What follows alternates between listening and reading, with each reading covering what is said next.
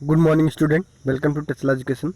आज है 18 जुलाई। 18 जुलाई से जितने भी करंट अफेयर के क्वेश्चन बन सकते हैं सारे हम वीडियो में डिस्कस करेंगे और इनसे रिलेटेड जो भी स्ट्रेटेजी होगा सब कुछ मैं आपको बताऊंगा। तो वीडियो बहुत ध्यान से देखिए और अगर आप हमारे चैनल पर नए हैं तो पहले टेस्ला एजुकेशन को सब्सक्राइब करें। इससे पहले हम आपको 17 जुलाई के कुछ इंपॉर्टेंट पॉइंट रिवाइज करा देते हैं। पहला पॉइंट क्या है? अंजी घाट ब्रिज जो जम्मू और कश्मीर में पहला केबल स्टे रेल ब्रिज बना है, ठीक है।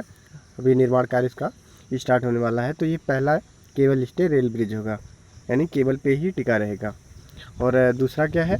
हैदराबाद के इन्फोसिस ने स्वच्छता पखवाड़ा का किया आयोजन, यानी स्वच्छता पखवाड़ा का आयोजन किसने किया है? तो हैदराबाद ने किया है। हैदराबाद एयरपोर्ट पर बनाई गई भारत की पहली संपर्क रहित कार पार्किंग। और ट्यूनीशिया के प्रधानमंत्री इलिस फाक ने इस्तीफा दे दिया है, ठीक है। और ब्रेटली बने स्पोर्ट अड्डा के नए ब्रांड एम्बेसडर।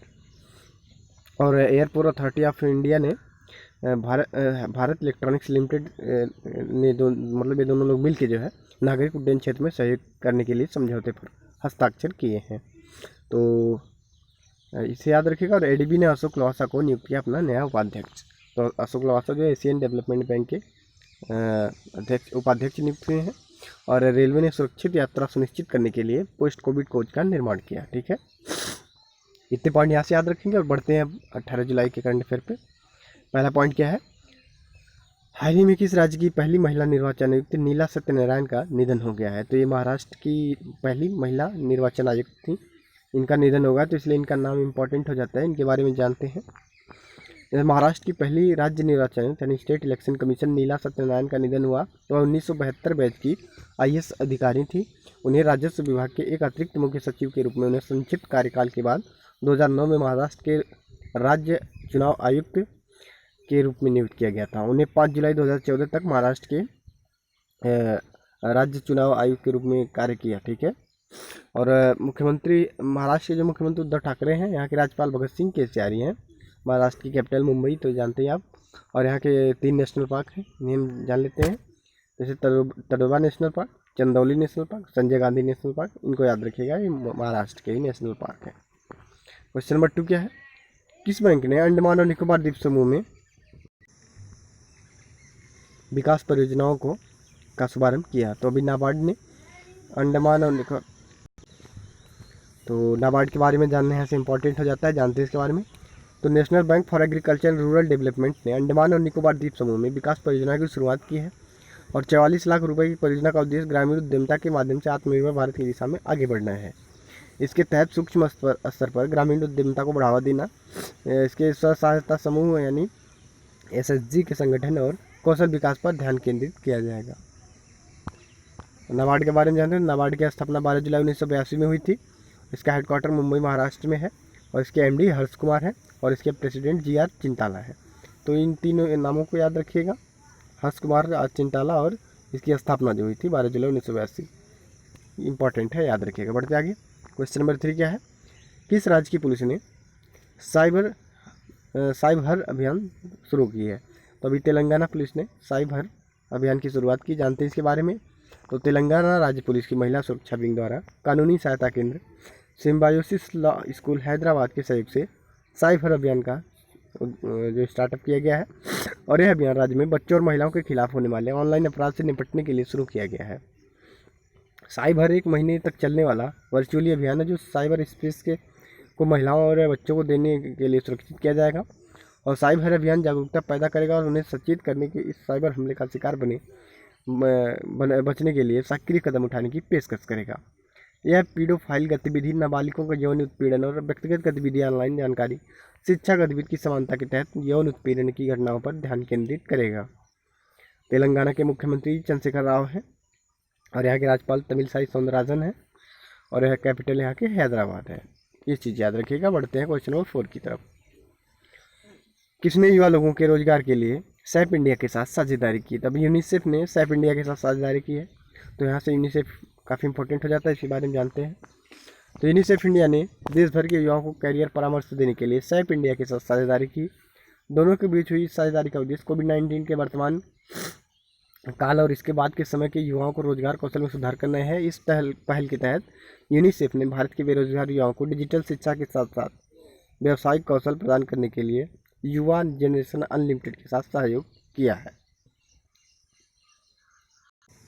युवा लोगों के लिए डिजिटल कौशल और जीवन कौशल में सुधार, युवाओं को करियर विकल्पों को अवगत कराना, भारत सरकार के साथ साथ अन्य राज्यों में मॉडल बनी फिर से तैयार करना, 2022 के अंत तक जो है लगभग 10 लाख युवाओं तक को जो है रोजगार पहुंचाने का टारगेट रखा गया है। यूनिसेफ 11 दिसंबर 1946 में स्थापित हुआ था। इसका हेडक्वार्टर न्यूयॉर्क अमेरिका में है और इसके हेड कौन है? H4A। और इसका फुल फॉर्म कई बार एग्जाम में पूछा जा चुका है, तो इसे जान लेते हैं। United Nations International Children's Emergency Fund. Question number 5 क्या है? मुख्यमंत्री पेमा खांडू ने किस जनजाति पर लिखी पुस्तक का विमोचन किया? तो अभी जो ये टैंगम्स एक जनजाति है, इस पर लिखी पुस्तक का विमोचन किया है पेमा खांडू, जो कि अरुणाचल प्रदेश के मुख्यमंत्री हैं। जानते हैं इनके बारे में? तो अरुणाचल प्रदेश के मुख्यमंत्री पेमा खांडू द्वारा द टैंगम्स एट एंथोलॉजिस्टिक्स study of the critically endangered group of Arunachal Pradesh, इस पुस्तक का विमोचन किया है। और पुस्तक अरुणाचल प्रदेश की विलुप्त होती समुद्र समुदाय की भाषा टंगम्स का आधारित है, जो अरुणाचल प्रदेश के ऊपरी सियांग जिले के कोगिंग गांव में रहते हैं। ठीक है, तो ये पुस्तक का नाम इम्पोर्टेंट हो जाता है, इसे याद रखिएगा। ठीक है, क्या है? The Tangams ethnolinguistic study of critically endangered group of Arunachal Pradesh. और यह पुस्तक नई दिल्ली के लुप्त प्राय भाषाओं के केंद्र राजीव गांधी विश्वविद्यालय और हिमालयन पब्लिशर्स द्वारा प्रकाशित की गई लुप्त प्राय भाषाओं का केंद्र विश्वविद्यालय अनुदान प्रायोजित केंद्र है। और टंगम्स अरुणाचल की आदि जनजाति भाषाई समूहों में से एक है। और CFEL फील्ड सर्वेक्षण 2016 के अनुसार तंगाम समुदाय की कुल आबादी केवल 253 है, जो केवल एक गांव में रहती है। इस पुस्तक के अध्ययन में परिणामों को अध्याय में प्रस्तुत किया गया, जिससे भाषा के तानी समूह के भीतर भाषा संरचनाओं के ज्ञान में महत्वपूर्ण अंतर्दृष्टि देने के लिए तंगाम्स भाषा पर आधारित अध्ययन शामिल है। क्वेश्चन नंबर 6 क्या है? IOC ने 2022 डेकर युवा ओलंपिक को कब तक के लिए स्थगित कर दिया? तो IOC ने 2026 तक के लिए डेकर युवा ओलंपिक को स्थगित कर दिया है। और सेनेगल और अंतर्राष्ट्रीय ओलंपिक समिति ने 2022 में डेकर में होने वाले युवा ओलंपिक के खेलों को स्थगित करने के फैसले पर पारस्परिक रूप से सहमति जताई है। युवा ओलंपिक खेल अब साल 2026 में आयोजित किए जाएंगे। IOC और सेनेगल के अनुमान लगाया कि इस खबर से कई युवा एथलीटों को निराशा होगी, इसलिए दोनों पक्षों में से समझने की अपील है। इससे पहले 2020 टोक्यो ओलंपिक को अगले साल तक के लिए स्थगित कर दिया गया है। अब इसका आयोजन 23 जुलाई से 8 अगस्त तक 2021 में होगा। सेनेगल की कैपिटल डेकर है। सेनेगल की मुद्रा पश्चिम अफ्रीकी फ्रैंक है। और अंतर्राष्ट्रीय ओलंपिक समिति का जो हेडक्वार्टर है लॉजन स्विट्जरलैंड में है। और अंतर्राष्ट्रीय ओलंपिक की समिति के अध्यक्ष कौन है? Thomas Bach. क्वेश्चन नंबर 7 क्या है? भारतीय मूल के चंद्रिका प्रसाद संतोखी को किस देश के राष्ट्रपति के रूप में चुना गया? तो सूरीनाम के राष्ट्रपति भारतीय मूल के चंद्रिका प्रसाद संतोखी को चुना गया है। जानते हैं इसके बारे में? तो भारतीय मूल के चंद्रिका प्रसाद चांद संतोखी को दक्षिण अमेरिकी देश के सूरीनाम का राष्ट्रपति चुना गया। और पूर्व न्याय मंत्री रहे प्रोग्रेसिव रिफॉर्म पार्टी के संतोखी निर्विरोध राष्ट्रपति चुने गए हैं। अच्छा, इनका पार्टी इनकी इंपॉर्टेंट हो जाती है, इसे याद रखिएगा। PRP क्या नाम है? Progressive reform party. वे पूर्व सैन्य तानाशाह डेसी बाउटर्स की जगह लेंगे, जिनकी नेशनल पार्टी ऑफ सूरीनाम देश को आर्थिक संकट में डालने के कारण मई में चुनाव में हार गई थी। तो जो हारी पार्टी उसका क्या नाम है? NPS यानी national party of Suriname. Suriname की राजधानी कहाँ है? पैरामारिबो। और सूरीनाम की जो करेंसी है वो सूरीनामी डॉलर है, इसे याद रखिएगा। क्वेश्चन नंबर 8 क्या है? गूगल ने जियो प्लेटफॉर्म में कितने प्रतिशत की हिस्सेदारी खरीदी है? तो गूगल ने अभी 7.73% की खरीदारी जियो में कर ली है। जानते हैं इसके बारे में? तो IT दिग्गज गूगल ने रिलायंस इंडस्ट्रीज लिमिटेड के जियो प्लेटफॉर्म में 7.73% की हिस्सेदारी और 33,737 करोड़ रुपए में खरीदी है, जिसके लिए दोनों कंपनियों द्वारा बाध्यकारी साझेदारी और निवेश समझौते पर हस्ताक्षर किए गए हैं। यह निवेश पूरे भारत में डिजिटलीकरण के लाभ का विस्तार करने के लिए गूगल और जियो प्लेटफॉर्म में मौजूदा प्रयासों को मजबूत करेगा।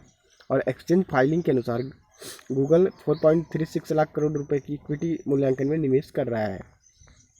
और RIL का हेडक्वार्टर मुंबई महाराष्ट्र में। और रिलायंस इंडस्ट्रीज लिमिटेड का अध्यक्ष कौन है?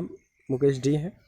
यानी मुकेश अंबानी, और गूगल का जो हेड है क्वार्टर है वो कैलिफोर्निया संयुक्त राज्य अमेरिका में, और गूगल के CEO सुंदर पिचाई हैं, तो याद रखिएगा। बढ़ते हैं क्वेश्चन नंबर 9 की तरफ। पोबा रिजर्व फॉरेस्ट को वन्य जीव अभ्यारण्य में अपग्रेड किया जाना है, ये किस राज्य में पड़ता है? पोबा रिजर्व फॉरेस्ट जो है ये असम में पड़ता है, और इसे अब वन्य जीव अभ्यारण्य के रूप में कन्वर्ट किया जाएगा। जानते हैं इसके बारे में? तो असम के मुख्यमंत्री सर्बानंद सोनोवाल ने धेमाजी जिले में स्थित पोबा रिजर्व फॉरेस्ट को वन्य जीव अभ्यारण्य में तब्दील किए जाने की घोषणा की है। मुख्यमंत्री द्वारा यह घोषणा जोनी में लखीमपुर, धेमाजी और माजुली जिलों में वरिष्ठ अधिकारियों के साथ हुई एक बैठक में की गई। 1924 में 10,522 हेक्टेयर क्षेत्र को पोबा रिजर्व फॉरेस्ट घोषित किया गया था, जिसे बड़ी संख्या में वनस्पतियों और जीवों का घर माना जाता है। असम की कैपिटल दिसपुर है। असम के राज्यपाल जगदीश मुखी और यहाँ के चीफ मिनिस्टर सर्बानंद सोनोवाल हैं, याद रखिएगा। क्वेश्चन नंबर 10 क्या है? किस IIT ने विश्व की सबसे सस्ती कोविड-19 डायग्नोस्टिक किट कोरोश्योर विकसित की है? तो IIT दिल्ली ने कोरोश्योर विकसित कर दिया है। लगभग 399 की ये किट है, काफ़ी सस्ती है, अब तक की सबसे सस्ती किट है ये। जानते हैं इसके बारे में? तो दिल्ली के भारतीय प्रौद्योगिकी संस्थान ने दुनिया की सबसे सस्ती कोविड-19 डायग्नोस्टिक किट कोरोश्योर विकसित की है। केंद्रीय मानव संसाधन विकास मंत्री रमेश पोखरियाल निशंक द्वारा इस किट को लॉन्च किया गया है। इस किट को Indian council of medical research यानी ICMR, इसका फुल फॉर्म इंपॉर्टेंट हो जाता है, याद रखिएगा। Indian council of medical research और drug control general of India यानी DCGR ने भी मंजूरी दी गई है। ठीक है, इन्होंने मंजूरी दे दी है। अब ये जो है 399 की है, अब तक की सबसे सस्ती किट है। तो thanks for watching Tesla education.